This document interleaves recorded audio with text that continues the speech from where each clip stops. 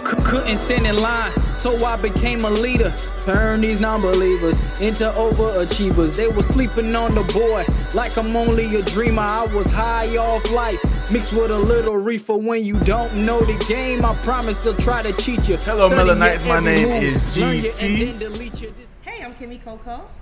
And I'm just plain old Kim Sermon. And we are your hosts for Innovative Black Stations Connecting the Dots. Yes, and I'm so happy. We have a special guest, Kim Sermon. That's me, I'm here. And we're going to chop it up with her and talk about what her business ventures have going on that's new. We're going to touch on a couple of things. Everybody is in hurricane mode all over the country. Prayers for everyone. Absolutely. In Florida right now. This week is very Can't say challenging. Florida, you gotta say Florida. You gotta say Florida. Home state of my co-host GT is from Florida. All my servants' families from Florida. All of them. Wow. My brother and my nephew are in Florida, but my brother came here. He evacuated. He's in Atlanta, and my nephew stayed in Jacksonville. My nephew's sitting right tight. He like, Auntie, I'm good. I'm like, all right, D, you sure? He like, yeah, well, we not really right there, but we there. Okay. And the first thing we're going to do today, we're going to put y'all on game about hurricane preparedness. So, Kim, you want to go ahead and kick us off with the hurricane preparedness? Yes. Hurricane preparedness. We spoke on this a few episodes ago, and I really want to revisit this about saving money in case of emergency. Mm-hmm. Hurricane season is a time of an emergency if you live on the Gulf Coast or on the Atlantic Coast, because you just don't ever know when a hurricane is coming. Mm-hmm. I think that people in New York are living in a bit of like a fog. I mean, I don't think people in New York understand how close they live to the ocean and how at any time it could happen to them. No, I'm from Long Island, so I'm surrounded by a body of water. Wow. We never, ever, at least I haven't in all the 40-something years, even though I've been back and forth living, we don't even think and see, about when I it. think about New York, I don't even think about ocean, beach. I don't think Long like that. I just Island think about city. Literally Long an Island. island. Manhattan is an island. And New Jersey, You turn the corner, it's water. Anywhere you go is water. Everybody got water. That's crazy. You know all those bridges you see on television? It's because New York, Manhattan is an island. So you literally have to go over a bridge or through a tunnel to get to Manhattan. That's how Jacksonville is too. Right. So I wanted to touch on FEMA for a second. I wanted to talk about Houston. There's just a lot going on. FEMA has to go through a couple of different things have to happen before FEMA gets involved. And I think people are misled and they think that FEMA just steps in like as soon as a hurricane happens and people just like, okay, let me call FEMA. FEMA has to get acceptance from the government first. I mean, they have to say, okay, FEMA take over. There has to be a state of emergency declared by the officials. Once that happens, then they give FEMA the so okay. not the is the governor like the governor how of Rick the Scott state. did with Florida? Right. Okay. And how what's his name in Texas did. They declare a state of emergency, and then FEMA comes out and they see what's going on, and then they proceed. Listen, real quick, Governor Rick Scott was not playing. Listen, Governor Rick Scott was on TV, I want to say maybe 4 to 5 days before the hurricane, and I mean, he broke it down what I mean, post-hurracane, on like everything. Everything. Shout out to Rick Scott. Who's not there like before to make stuff happen? Right. And even Comcast, man, they open up their Wi-Fi's across all the affected areas like crazy. Yeah, Comcast did good. Also in Houston, Centerpoint. Mm-hmm. No, out of all the flooding that went on in Houston, only like 5 or 6% lost power. I mean, they would. It's crazy. You know, they got flooded, but everyone still had their electricity.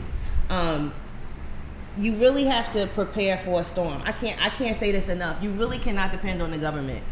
When we talk about saving money, because even if your house is not flooded, your job may be flooded, and so what do?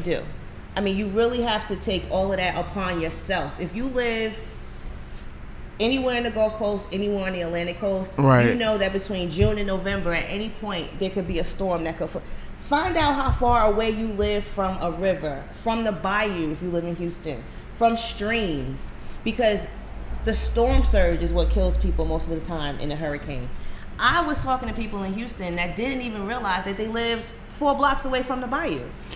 And this is the thing I want people to understand too. Like when it's hurricane season, make sure you got can openers, you got flashlights, batteries, portable chargers for your phone, first aid kit. Make sure you keep cash, wet wipes, paper plates, and some type of activities that keep the kids occupied during the storm. Because like I was telling you a couple of days ago, I remember in 2004 we had like 4 hurricanes hit, and we was out of school for like a month. Right. You know what I mean? And we didn't have power for a month. And then 2005, 2 weeks we was out of school. Right. And we didn't have power for 2 weeks. And that was when Katrina hit. Right. So it's important because you never know how long you're going to be without power and food. And I know even it was a store like, in the hood that I was staying in, there was a store where basically, of course, you can't serve hot food, for people who have food stamps. And they was even bending the rules on that, like, yo, we got hot chicken, like people out here hungry, like we gonna go ahead and we gonna serve y'all this food. So you just don't know. So you have to be prepared when stuff like that does go on. Right. So the University of Florida did a study on FEMA, and I'm just going to read directly from what they said. So the basic scenario is, in the immediate aftermath of a disaster, the federal assistance is made available only after a formal request has been made by a state's governor. Mm-hmm. The extent of the impact of a natural man-made event can qualify a region or a state to be declared a disaster. The president makes this declaration, and we've seen that happen with Harvey. Okay. Once that's made, it initiates the efforts of the Federal Emergency Management Agency, FEMA. Right. To react as quickly as possible. Now, mind you, quickly as possible depends on what state you're in. I mean, you might not be able to eat. You might not have electricity. The thing that worried me about Harvey was because so many people lost their homes down in South Texas, the flooding kind of would be, in the grand scheme of things, a lower priority on the list because people are dying. You know what I mean? Like, people are dying in South Texas. Okay, you guys are flooded, but you still have a home. And it just depends on what you can take. Like, I survived, that's what they say, after you go through a hurricane. I survived Hurricane Ike. And for me, that was too much. Mm-hmm. And I didn't even, my house wasn't, my roof didn't come off or anything, but I didn't have electricity and what you saying that, Miss Sermon, how long have you been in the South? I just got here 5 days ago, but I've been coming to the South since I was a little kid. Is this like the first time you've experienced like a hurricane or anything? No, we had Hurricane Gloria in Long Island, 1983. I remember trees being knocked down and stuff. And we do have bad storms, but not to this extent where people are talking about, we go to the grocery store, I get in, buy extra water, but never, like she said, we never felt the threat of okay, you gotta leave. Right. Your house. Smithtown gets flooded because they low. Farmingville's like the high point. I hear about it, but I'm like, I never had no flood unless my toilet overflowed. Right. I got you. What happens is, how when we have snowstorms, and they call them nor'easters, right? Because during that season of the year, that's when the jet stream pushes all that moisture up our way, so it becomes it's a snow event. Snowstorm. I mean, if it was the other way around, that would happen to us. Right. But see, because it happens to us when it's cold out, right, we get nor'easters. Right. So it just turns into snow and it's fluffy. I can't fuck with no snow. And then and we have them back to back. So those things people are like, oh, you know that snow? Yeah, we in 8 to 12 feet of snow. 3 days later, we done got it all up. It done came back again. You can't go nowhere. School's closed for a couple of days. We still don't feel devastation. No. We I mean, Sandy, I guess. Yeah, Hurricane Sandy messed my car up. Sure did. Yeah, but see, but look how long you have adults that have never had to go through a hurricane or anything like that. Yeah. Also, what I wanted to remind people about with FEMA is FEMA works with local agencies. Like FEMA does not have high water vehicles. FEMA doesn't have buses ready to take people out. FEMA works in conjunction with local agencies. Okay. So we always say you can't depend on the government. We don't trust the government. First of all, let's take it back to make sure that the government officials that you elect, that you vote for, vote, register to vote. I can't say this enough because it goes back to voting. The people that are going to make decisions that will affect your life and your livelihood and your protection are the government officials. If nothing else, if we didn't learn anything else from this, learn that. Because at the end of the day, it's up to President Trump, it's up to the governor, it's up to Greg Abbott, it's up to, you see Sylvester Turner in Houston. Mm-hmm. In one of our next segments, we're going to try to go back in and focus a little bit on. And the last thing I want to put y'all on game on. Make sure y'all unplug y'all appliances. That's very important. Really? Like toasters. What is that? Microwaves. Like it deals with the electricity. Oh, the surge. Yeah, just in case you do what get about flooded. a surge protector? But I don't think you can. I don't know. That's a good question. That's something that I have to find out. So now we're gonna get in facts and opinions about hurricanes. I do want to report. As of yesterday, there was 25 deaths. In regards to Irma, it did weaken from a category 4 to a 3. It is expecting to strengthen back up before it hits the Florida Keys, and about 5.6 million people were told to evacuate. And then I did hear about Jose, because there's 3 of them out there. There's Katia, which hit Mexico on Friday, and then of course Jose, as of today, is moving like to the outer Caribbean islands, and it is a category 4 with speeds up to 145 miles per hour. Okay, the Caribbean islands got smashed. I mean, my heart goes out to them. Jose is on the tails of Irma. I think it's gonna go more north after. Right. So, but it really is. It's not gonna affect us, the mainland. But all those islands out there are getting hit with 2 category 4 potential for hurricanes in a week. Like, that's just crazy. DJ Samoa just told us that Irma might hit Louisiana, and if it hit Louisiana, Hurricane Irma. How? Because of the way it's tilting. Because it's going straight north now. You see that wind outside? That's from Irma. It's coming here. But even still, it can still turn, right? Yeah. And if it turns and it hits Louisiana, for so long, it's not. There's no way. What's going to happen, according to CNN? I mean, I've been watching it the whole time. It was going west, right? And then it was going northwest. So it was supposed to hit Miami, but now it's going to hit the western. Yeah, it's in Tampa. Okay. That's west. So now it's west, and it's not going any further west. It's going to go north. So it's going to go north. It's not going to go further west. No. Okay. And even if it did, because it would have been over land for so long, that would have weakened it to the point where it would just be like windy and rainy. Like when it gets here, it will have been over land so long. So it's supposed to hit here in a few days. It will be very windy, and it will just rain, and then it'll fizzle out because it won't have anything. What feeds the hurricanes are the ocean waters, and the warm ocean waters make it gain strength. But you want to hear something crazy? I mean, I don't even know how else to tell people when there's a threat of a hurricane.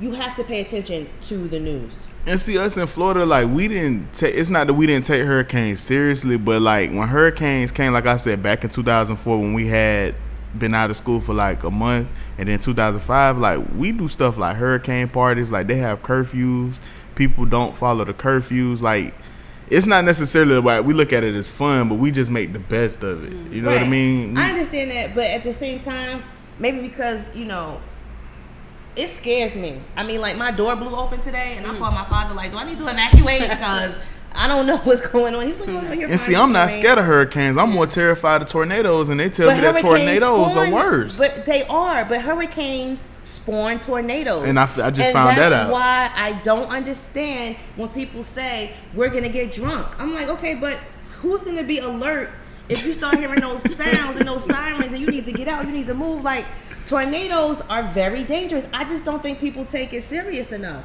Like, when there's a hurricane, all that energy is just, the wind is just hitting, when it hits the ground, it just starts spinning. And then I'm talking about for miles. So right now, for example, the hurricane is probably going to spark tornadoes in North Florida before the actual hurricane gets there. And it's going to be bad. So for miles and miles and miles, it's crazy.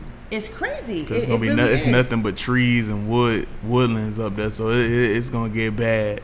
And I think for the Atlanta area and South Georgia area, with the wind for between 24 to 48 hours, having this wind, and then when the moisture comes, it might start knocking trees down, and that's not bad compared to anything that's going on anywhere else. But still, be aware. You know what I mean? You really can't just say, "Oh, okay," and just ignore it. So absolutely, we should be aware. And listen, the government can only do so much. You really have to look out for your people, your neighbors, yourself. You might want to say for a couple of months before hurricane season, you're going to save a couple of extra dollars in case you need a bus ticket or a plane ticket or something like that. And everybody, listen, I know everybody's on the fire stick craze and nobody watches the news, but that's why you don't know what's going on. People are like, I didn't know, I should have. How would you know? It's not going to be on, Netflix. Battery radios, I mean, radio apps. Definitely get a radio, get an app.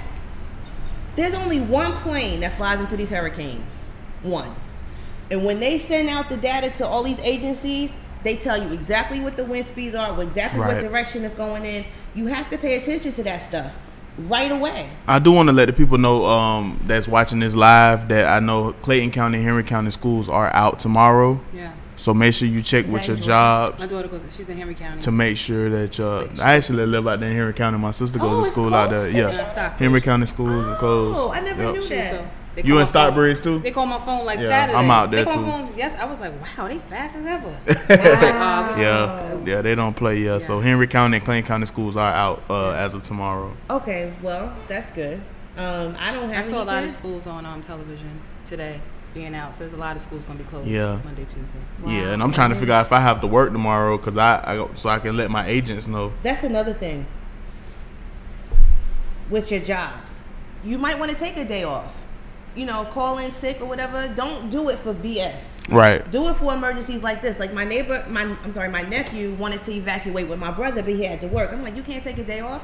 You can't do this. You can't do that. They're looking out for their own interest. Mm-hmm. They need their business taken care of. You have to look out for your own life, and you have to reconsider. Like I remember we were talking on a previous episode about, who we give our money to and who we pay attention to and who we frequent as a people. Pay attention to those companies that are doing free Wi-Fi. And see, my dad. People that aren't giving their my dad worked for McLean Food Service, so it's kind of like I guess they're gonna be like distributing water and food and stuff. So today was his day off, and he actually has to go in tonight. Well, Georgia Power is already telling people that they're gonna lose power, so they must not have that much faith in their infrastructure because they're already reporting power outages, and they're saying that it's just gonna get worse. It's just gonna go downhill for Georgia Power. So I would have never expected in my 27 years of living that a hurricane would hit Atlanta.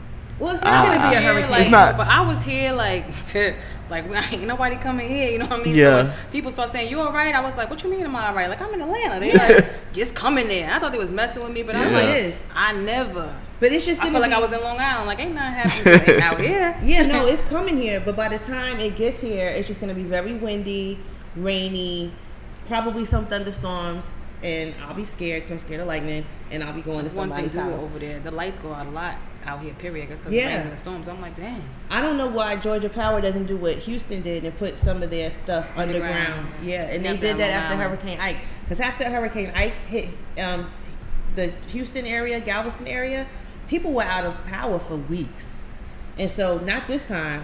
One thing you can say about what happened in Houston, nobody lost electricity. In Sandy, we did. My sister lives 10 minutes, like 15 from me. She didn't have, all through the holiday, from all past Thanksgiving, she didn't have. So, she had like 17 days of no power. But she had a generator. I remember that. 17 days, she had no power. I remember that. We had it like 3 days later. But she was like, I can't believe y'all still got power. Like, yeah, you moved to Smithtown. Wrong spot. Wow. That's when you just go to grandma's house at that point. Yeah, you have to have everybody just pack up their stuff and just go to grandma's house. Down south, so we was in Long Island just like twiddling our thumbs.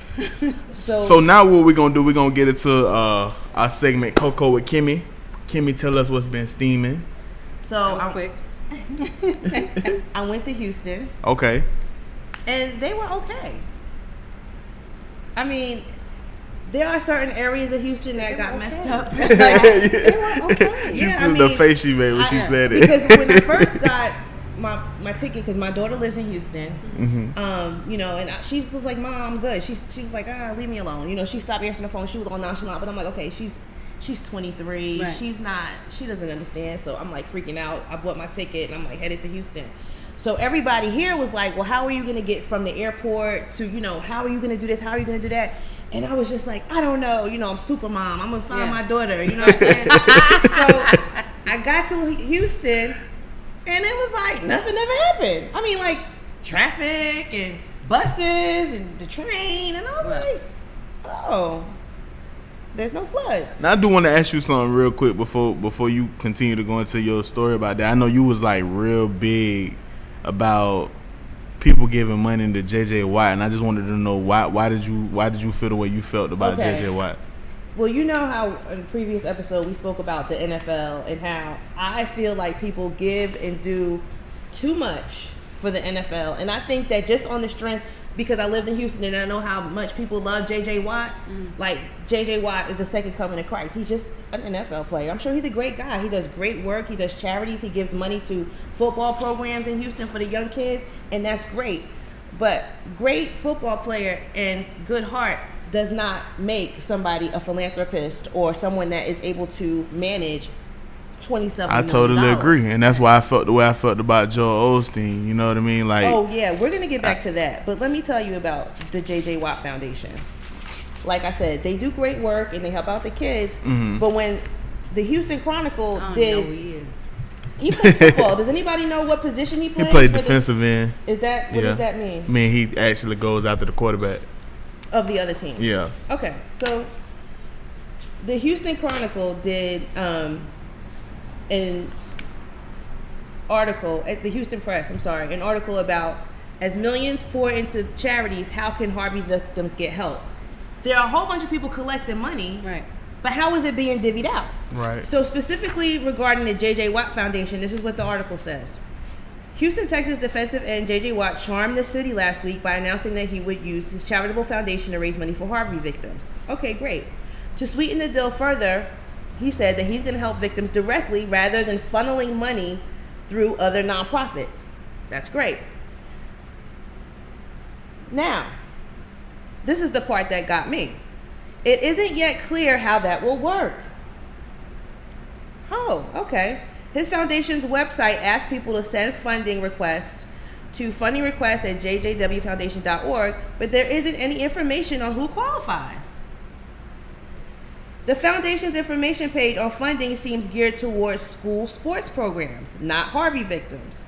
The J.J. Watt Foundation did not respond or comment. Well, that could be, honestly, he could have somebody working with him hand in hand as far as like getting that. Because I do know with his foundation, he does gear his stuff more so towards sports and the physically disabled and people of that nature. I've actually seen some of his work, not face to face, but I have seen like specials and things where he has mostly helped with disabled people. So I'm sure he has somebody working hand in hand, which is why they're not responding, because they're probably still trying to figure out their stuff. Well, and it's in the middle of the season and he's playing. You just mean how the money's being funneled, or like you're saying, you think that money that they're sending is going to the sports and not towards Harvey? I think that's more so how Kim feels. People send something to me and I just know that, okay, those sales go over here versus over there. Even if you don't see it separated, I within internally know that this goes over there. But you run a business, right? He plays football. No, but he still has a business. Everything's a business, right? So that's true. His foundation is a business. I don't think that he's crooked. I'm not saying that. I don't think that he's not doing what he said he's going to do at all. All I'm saying is, before you give people your money, find out what's happening with it. Yeah, I mean, absolutely. Before you gave this man $1 million, why did you give him $1 million? Because he said he's going to help the people. Well, the people still need help. He did a damn good job. Implemented. I like to hear more about. All right, 100 people is going to cost $100,000 for each of your homes to rebuild. So I got 100 families. Exactly. Such and such got 100 families. We got 10 million. That's going to give us 100. You know what I mean? Like, I want to hear that you for 100 families got. Which one of your hundreds have had it? I want to see a hand raise so I can go back to that person. There's so much money being divvied out, but it's like, well, what's going to what and for what? If you're saying you're going to rebuild homes, are you rebuilding, their restaurant? What are you rebuilding? And I think a lot of that. Give me $50,000. I think a lot of that stirs from you guys were saying earlier, like with the whole incident that happened with Hurricane Katrina in 2004, and then the whole situation with Haiti. In Haiti, so now it makes people feel like, well, damn, I'm giving out all this money. Where the fuck is my money going to, or how much of it? This is the difference between what happened in Katrina and what's going on now. There was no social media. Right. I mean, you could literally, as a millionaire or as a philanthropist, reach down in your comments, see somebody in Houston, and give them the money. You don't need these spokespeople anymore. Yeah. But see, it's just like the mentality of people nowadays is just to follow. Yeah. Like, no one wants to take the lead. That's why I think this is being fed through social media. That's why I think all this we just brought up 3 different charities. We talked about Haiti, we talked about Houston, now we're talking about Katrina, and we're talking about this devastation of saying, oh, where's our money going? We all got the same problem. We ain't fixed that by now. We're on the 3rd crisis, and we're still here talking about, oh, you stealing money or they ain't going to the right project? Because the Red Cross, we already know, they were in this article too, and everybody was talking about how they have shady practices, and it's never really clear how much money goes toward charity and how much money goes toward the actual. Before you get into that, about the Red Cross, like what exactly? Because I'm more intrigued. The fact, like, because when you called me and Jay Black and you was like, you was going to Houston, I'm like, why the fuck is Kim going to Houston? I mean, I know her daughter down there, but, like, why is she actually staying down there? And then, like, I seen you, like, actually on the phones, taking calls, and doing other things, like. Well, since when I found out really the extent of the flooding in Houston, it affected a certain part of Houston more than the other parts. The north side, people that live in apartments got flooded. Okay, it usually floods there all the time. On the west side of Houston, the government decided to let the water out of the reservoirs to save the downtown area. And I thought that was fucked up. Okay. So what I did was I went and volunteered at the Houston Food Bank because they actually have little places all over Houston where you can go get food. Okay. And you can get cleaning supplies and you can get everything that you need, because when I was in Houston, I lost my job once, and I had to go to the Houston Food Pantry to get some food to feed my daughter, for like a week, because I knew that they were there. But that is definitely an organization that I support. Right. And since they helped me, I went and I volunteered one day, and I worked in the call center for people that needed help. A lot of people that were evacuated from their neighborhood are in a neighborhood that they're not familiar with anymore. So I kind of just had to show them where their food pantry was. I mean, That's what I'm saying. People collected money before it stopped raining. You don't need money. When you're hungry, you need food. My daughter was stuck in her apartment because it flooded. Now, mind you, Houston floods all the time. Yeah. There were 3 major floods where people died. I saw you post something some time ago, and I was like, wasn't it just a flood there? There's always a flood. I'm glad I'm going. Yeah. Yes. And I saw it post, and I was like, well, I just believe it was just flooded recently. So I didn't look at it like that. I'm not there. It didn't affect me. Yeah. It floods all the time. And the one person I had in Houston, he's like, he just moved down there from he came from Bethune-Cookman. He became like a music director of a school. And like, it just so happened when I hit him up, he was like, man, I'm back in Florida. He was like, I'm not affected, but he showed me the picture of his apartment complex. And like, it was just like, God damn. The thing about Houston is like Atlanta, where people have moved there recently from other places. Okay. So you might not be familiar with, like I was telling my daughter, how far away do you live from the bayou? She wasn't giving me clear enough information, so I just decided to go there and find out. The bayou, the Buffalo Bayou, goes across Houston. Okay. On the west side of Houston, there are the Addicts on the north and the Barker reservoirs, and they hold the water that comes down from the rain, right? The neighborhoods behind here flooded. The neighborhood north of the reservoir flooded because the government said, okay, the bayou has reached the level where it's come out for blocks. So these people got on the side of the bayou got flooded. These people on this side of the bayou got flooded from the west side of town all the way through town. If the water wasn't controlled, it would have just taken over the whole city. Okay. So they decided to let a little bit out at a time over the span of 10 to 14 days. So they decided to do that. So it went and flooded downtown, but in the meantime, it flooded those homes on this side of town. So those are the people that really need help. So I don't know if the money, I just want to make sure that those people, because a lot of them didn't have flood insurance because they didn't live in a flood zone. Okay. But in Houston, it floods all the time. I mean, I could just tell you, 3 people died in 2015 before a flood. People die, people drown, people get stuck in their cars all the time. So in Houston, if you live near the bayou, if you live near any body of water, be vigilant. Every time it rains, if it's going to rain over 3 to 5 inches, you have to pay attention to the water levels on the bayous in your neighborhood. Okay. And Miss Sermon, I kind of want to get off subject a little bit because I mean we do have you as a guest. Yes. We were talking. Chiming in, but I'm looking at my rug at the same time. So Kim, I mean Miss Sermon, you're here like you have your Death Rugs business with your brother Eric. Yes. A lot of people don't know who Eric is. Yes, EPMD. I mean the younger crowd. I mean of course I know who he is. Just because of who my father is, and he was a DJ and things. And then I know he had his solo career, and he had some success with that. Now you guys have the Death Rugs. So tell us about Death Rugs. Well, Def Rugs is a company that I created with my brother and a friend of mine from like over 20 years ago. What I do is I create product that makes sense to your brand. So it's like I stay in my own lane. I knew that, there was merchandises. To me, it's like everybody's without their merchandise. Like so many artists today just do not understand what merch is. Like I'm creating the merch deals, like over music deals. So I said to myself, I need to make something that I can be in my own lane. I can't deal with competition because I can't afford it. You know what I mean? I kind of deal with my pocket money, and that's just what I do. When I make the product, I think about, well, can I pay for it? How much is it gonna cost for me to make it? So lo and behold, I had a friend whose family been in the carpet business for 40 years, and he's never made a rug before in 40 years. But he's been a hip hop fan, and he wanted to be a producer and stuff because that's how I met him. So one day I was like, well, make me a rug, and he was like, well, what do you mean? And he said, Kim, I did something crazy, and he came up with this EPMD rug, and he just cut it out and made the letters, and he brought it over and he put it on the floor in Brother's studio, and I was like, I watched that rug the whole time. He was like, I want to bring for Eric for his birthday surprise. So I'm like, nah, bring it now, come tonight. My brother looked at it and was like, yo, Kim, that's some money right there.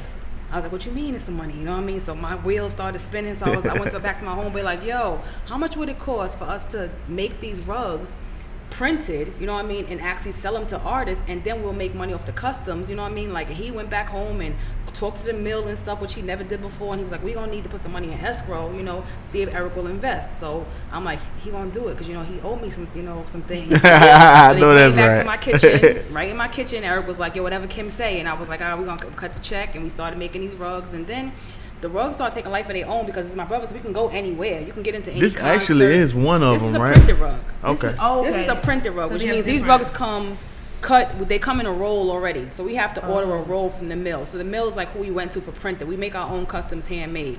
It's handmade carpet and it's inlaid. So we actually turn the carpet over, flip it, draw on it, cut it out, and then inlay it in carpet. And we done over the time. I should have brought one that didn't have. Where's no the backing other on one it. that you have?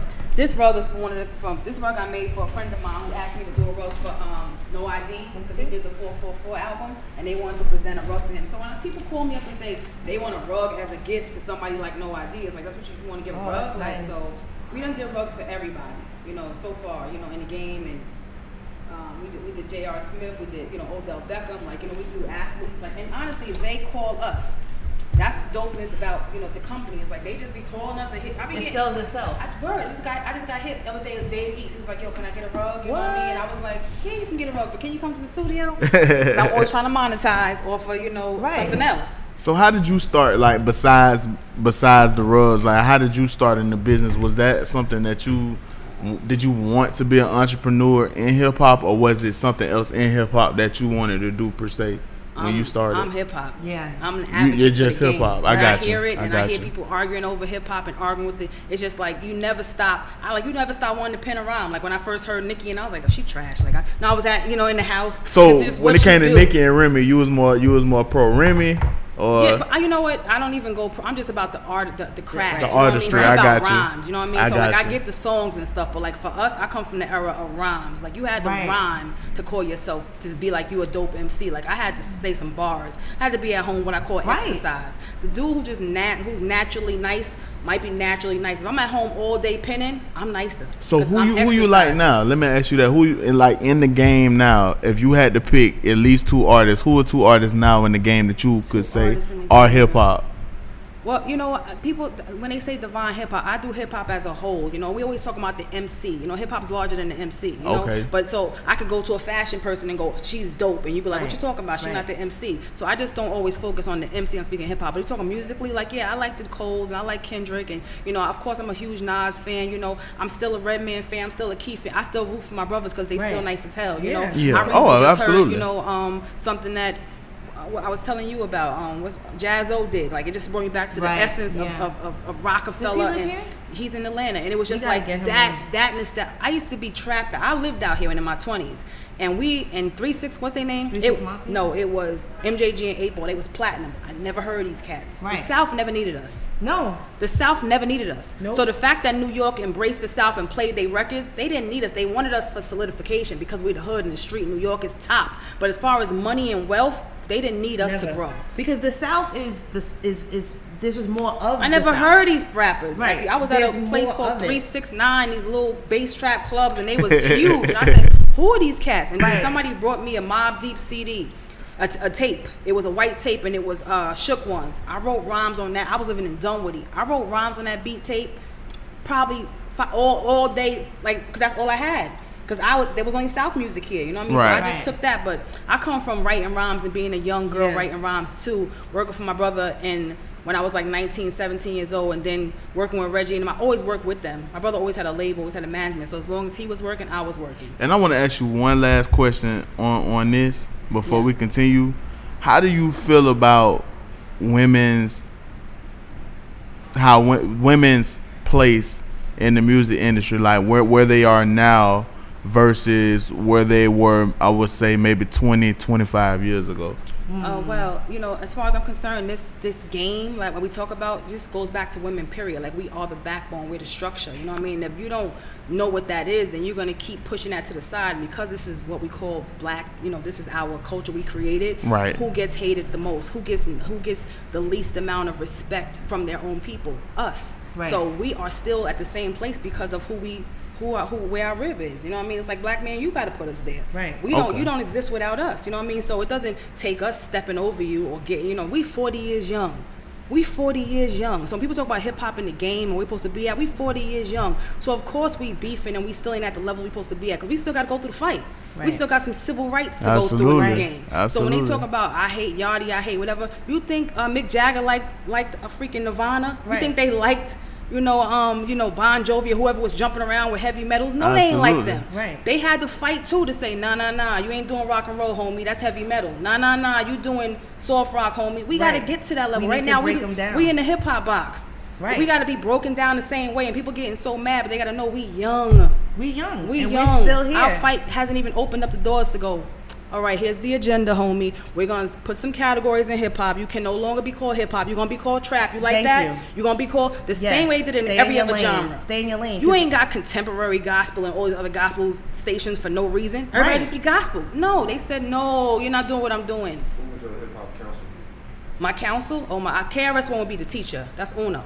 You know what I mean? He's and it's just the knowledge itself. You know what I mean? Because I want somebody who's literary knowledge of the hip hop and the culture to represent that culture. I just don't. I'm not trying to get the most clairvoyant. You know, I don't need Umar Johnson sitting on the tape. I don't need no psychologist, theologist. Was on mine I need too, KRS to be at the helm just because he understands it. I need Herc to sit on the sofa just because it's like he got to chime in and go, no. We started here. Like, where's my pew at? You know, where's my box at? Or the peanut gallery to say. So for me, I can't.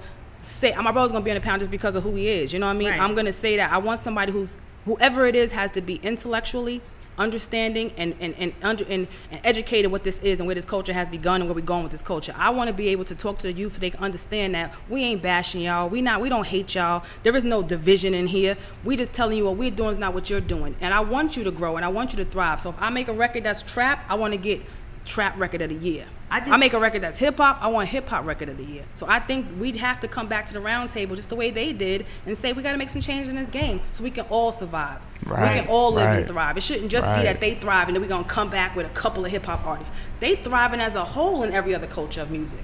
Right. Everybody's thriving. Why does hip-hop got 10 artists? And I think, too, before we wrap this segment up, I do think it's very important for artists to understand that it's not just about the music anymore. Like, it's a brand. It's a brand. So, like, you doing things like the rugs and different merch. Ask about me. Very, very important. And I'm not tooting my own horn. I just been in this game for a very, very long time. But toot. I create product that makes sense to your brand. If you come to me and you sit down with me and I talk to you, I don't care what you say. DMX was DMX. But when I sit with DMX and I say, who you like? He said, I love the Lord. I said, well, we got to make crosses then, because your fans know who you are on the inside, the whole you, not just the outside you. This is nostalgia stuff that say Eric Sermon. That's nostalgic stuff that say that. But on the inside, this man loves the Lord.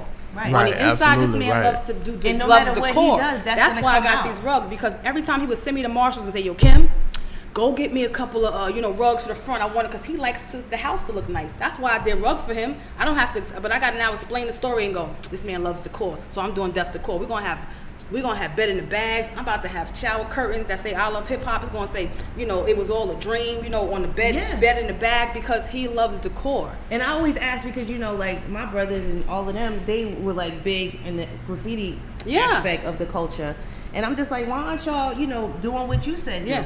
Because no matter what you portray yourself to be, whatever is in your core is gonna come out. Brands whatever are built your over energy time. is, Yeah. I'm trying to be Tylenol. I want you to come to me and never leave because I'm going to fix your headache. You know what I mean? Like, this is the brand.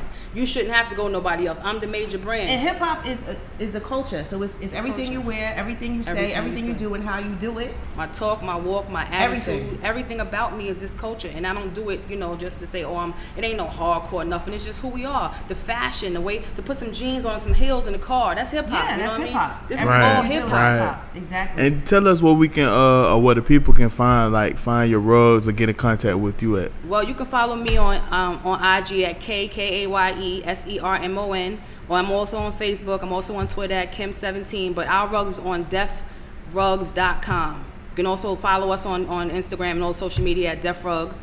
But you can definitely buy one. Hit me up too on my email at kimsermon1@gmail. I do take personal orders, and that's just where we at. And you can follow us and see what we're doing. And if you need help with your brand, holler at me as well. All right, and still speaking on the subject of hip hop, we're gonna wrap up this show with my 2 cents. Want to give a big shout out to Trey The Truth. Trey The Truth actually was out there helping people during the hurricane. Also, he did get Beyonce involved with what he was doing too, as well. So Kim, you had a look. Go see Janet Jackson. That's why she came to Houston. She did give $7 million to her church. Her church is very active in the community. They build homes for real.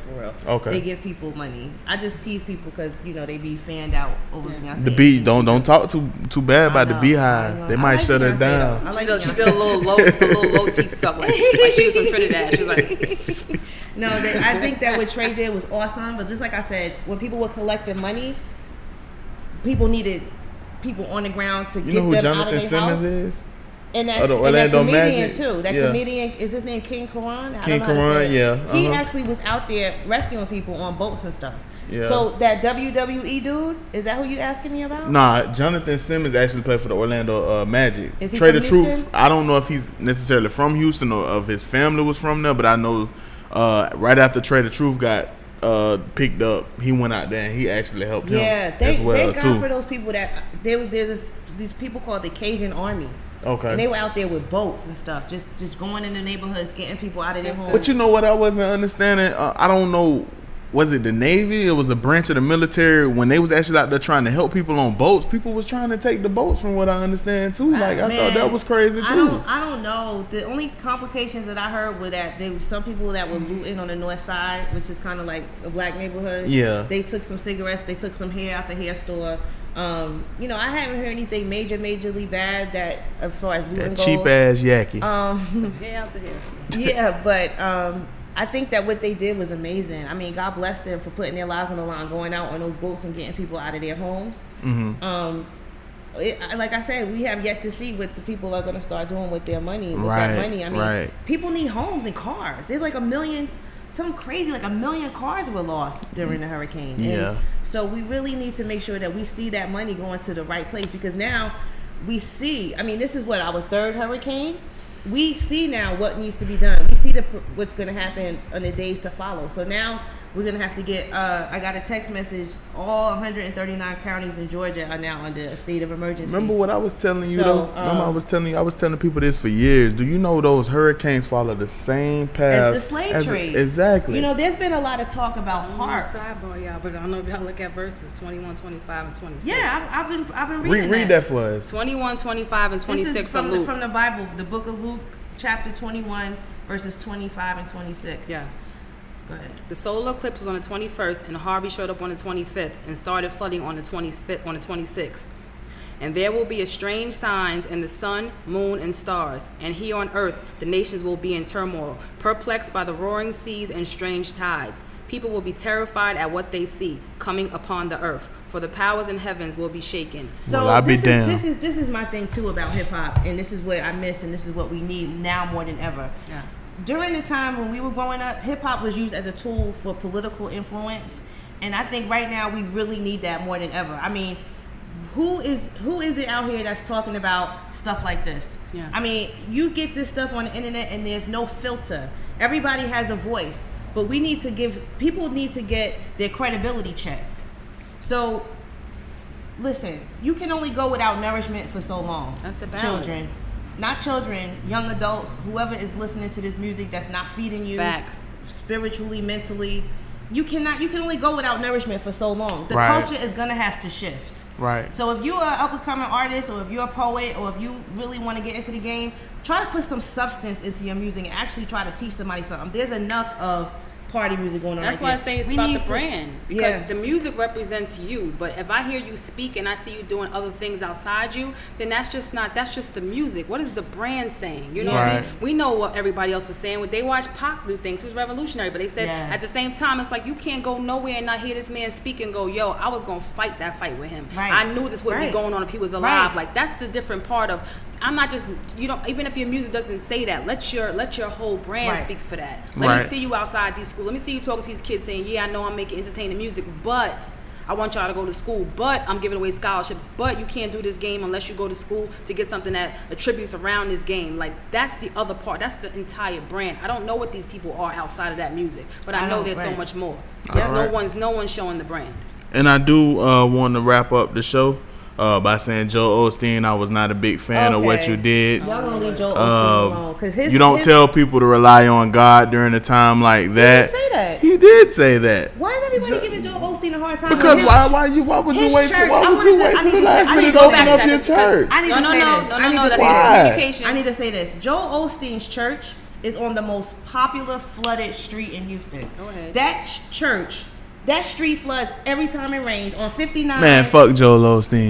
He didn't. But it's not even that though. He still got a staff. He still got to open up. He still got to prepare.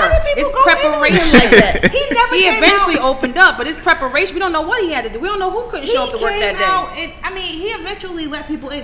I never saw this man stand. I still say fuck Joel Osteen. I'm just saying though. I'm not a fan of his by any means whatsoever. Don't get me wrong, but. He never came out and said, yo, people can't come here. You ain't getting a dime of my money. You ain't getting a dime of my money, Joe Osteen. They opened up, they let people in. That used to be the basketball stadium, and that basketball stadium flooded. 5 feet of water was in there during the hurricane that came through there. When he had got the floodgates. Yeah, exactly. Can you make sure I don't get flooded before I start letting people in yes, there? Because if he would have let people in there. That I totally understand. If he would have let people in there and they got flooded, then people would have been talking about how he let the people drown. Come on, y'all. And you was going to let people open the door, y'all. Come on in here. We don't know how people that's coming in, what they're coming in there for. Like, you don't know if he had a well, they was checking people.